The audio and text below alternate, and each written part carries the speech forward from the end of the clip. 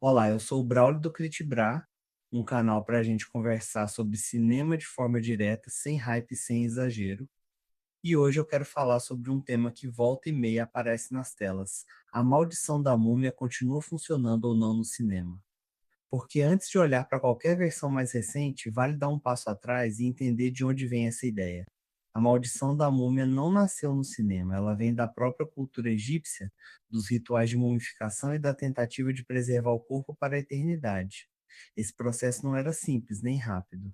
Ele envolvia uma série de etapas que tinham significado espiritual e simbólico. Os egípcios removiam os órgãos internos, muitas vezes armazenando-os em recipientes específicos, utilizavam o natrão por um período que podia variar entre 40 e 70 dias para desidratar completamente o corpo, e depois envolviam tudo em faixas cuidadosamente organizadas.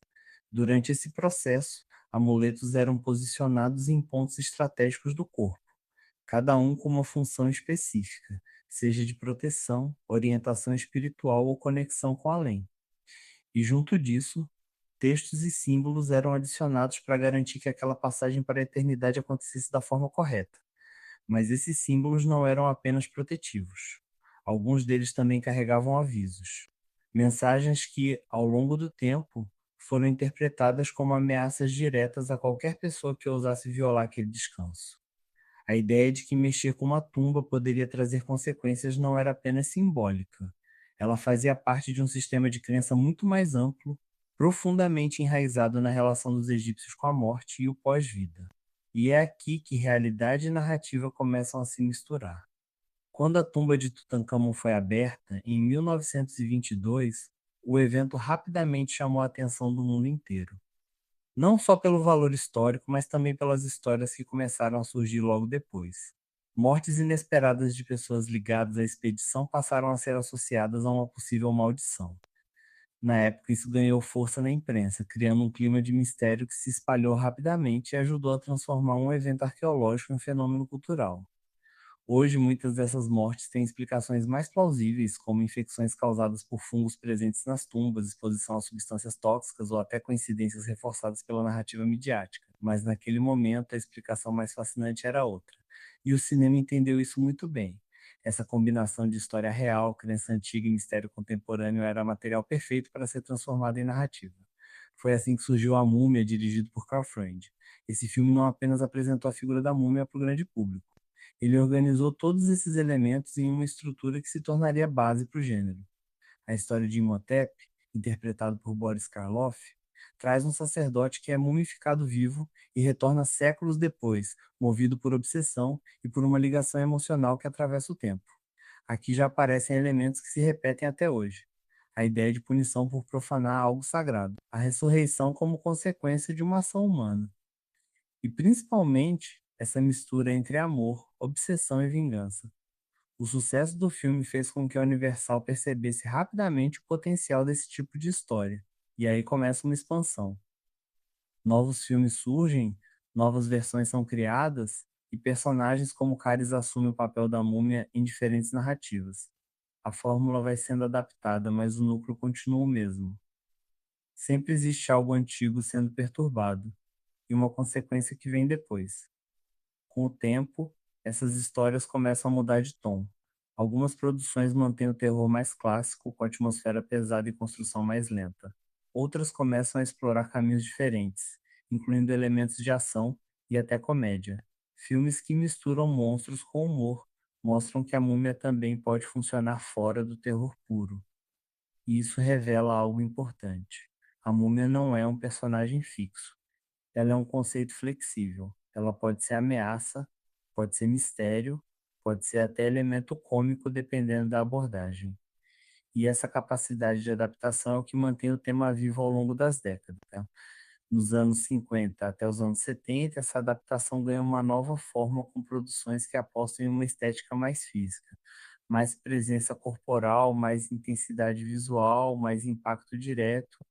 Era uma resposta a um público que já buscava experiências mais sensoriais dentro do cinema de terror. Então chega uma virada importante. No final dos anos 90, com A Múmia, estrelado por Brendan Fraser, o gênero passa por uma transformação significativa. Aqui, A múmia deixa de ser apenas um elemento de terror e passa a integrar uma narrativa de aventura. O filme mistura ação, humor, romance e efeitos visuais de forma equilibrada, criando uma experiência mais leve e acessível. Esse movimento amplia o alcance do tema. A múmia deixa de ser associada exclusivamente ao medo e passa a fazer parte de um entretenimento mais amplo.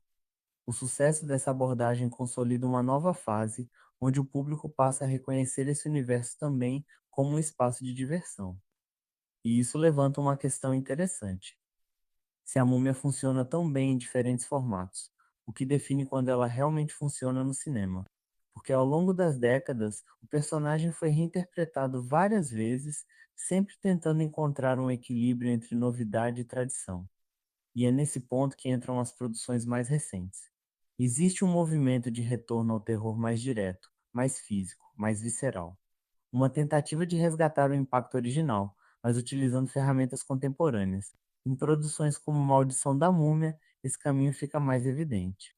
O foco volta para o corpo, para o desconforto, para a sensação imediata.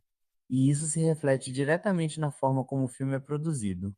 As filmagens aconteceram na Irlanda, em locações pensadas para criar um ambiente controlado e imersivo.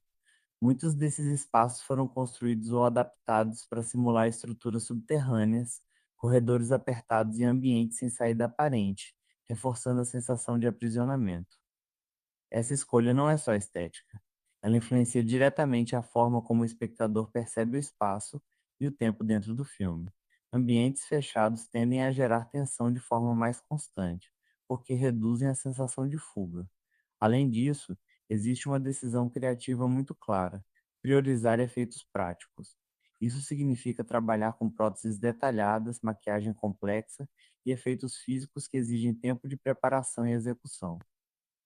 Diferente do CGI, onde muita coisa é finalizada na pós-produção, aqui o impacto precisa acontecer no momento da filmagem, e isso exige um nível diferente de planejamento. Cenas com grande quantidade de efeitos práticos precisam ser coreografadas com precisão. O tempo de aplicação de maquiagem pode levar horas, e qualquer erro pode comprometer a continuidade da cena. Esse tipo de abordagem também impacta diretamente o elenco. A Laia Costa, que interpreta a protagonista, comentou em entrevistas que não tinha familiaridade com filmes de terror e que evitava esse tipo de conteúdo no dia a dia. E isso tornou a experiência ainda mais intensa. Ela relatou que, durante as gravações, havia momentos em que o ambiente do set já era suficiente para gerar desconforto.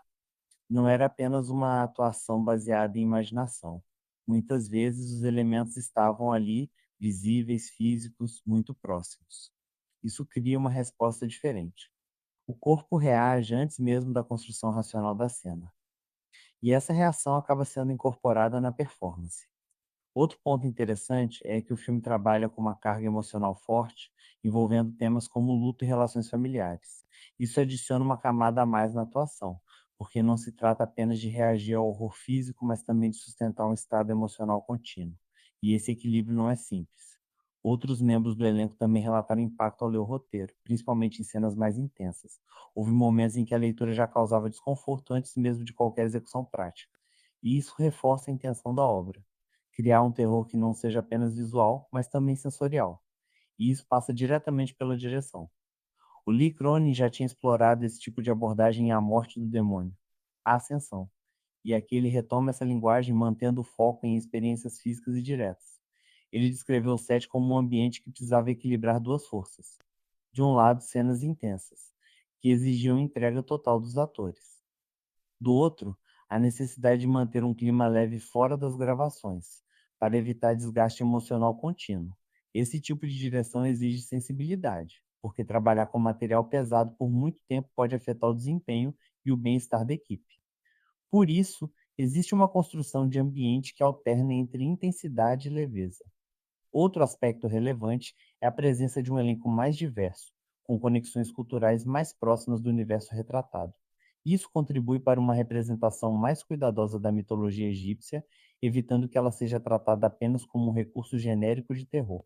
Existe uma tentativa de trazer mais autenticidade, mesmo dentro de uma linguagem mais contemporânea, e tudo isso mostra como a produção de um filme desse tipo vai muito além da história em si existe uma construção física, emocional e cultural acontecendo ao mesmo tempo. E quando você olha para essa trajetória completa, desde os rituais antigos até as produções atuais, começa a ficar mais claro o porquê desse tema continuar voltando. A maldição da múmia não é apenas uma figura, ela é um símbolo de consequência, de mistério, de algo que foi interrompido e precisa ser resolvido. E enquanto essas ideias continuarem fazendo sentido, esse tipo de história continua encontrando espaço. Mas o desafio permanece. Como contar essa história de um jeito que ainda provoque interesse? Como equilibrar tradição e novidade? Como atualizar sem perder a essência? Porque, no fim, o que faz uma história permanecer não é só o impacto imediato, é a conexão que ela constrói com quem está assistindo. E quando essa conexão acontece, o filme deixa de ser só mais uma versão e passa a ser uma nova interpretação. E aí eu quero trazer isso para você. Até que ponto o desconforto segura um filme para você, ou chega uma hora que isso deixa de funcionar? Se fez sentido para você, me conta aqui nos comentários o que mais te chama a atenção nesse tipo de história. Se curtiu esse tipo de conteúdo, já deixa o like, segue o canal e compartilha com alguém que também gosta de cinema, porque essa conversa sempre rende. Eu sou o Braulio do Critibrar. Obrigado por estar comigo até aqui e a gente se encontra no próximo filme.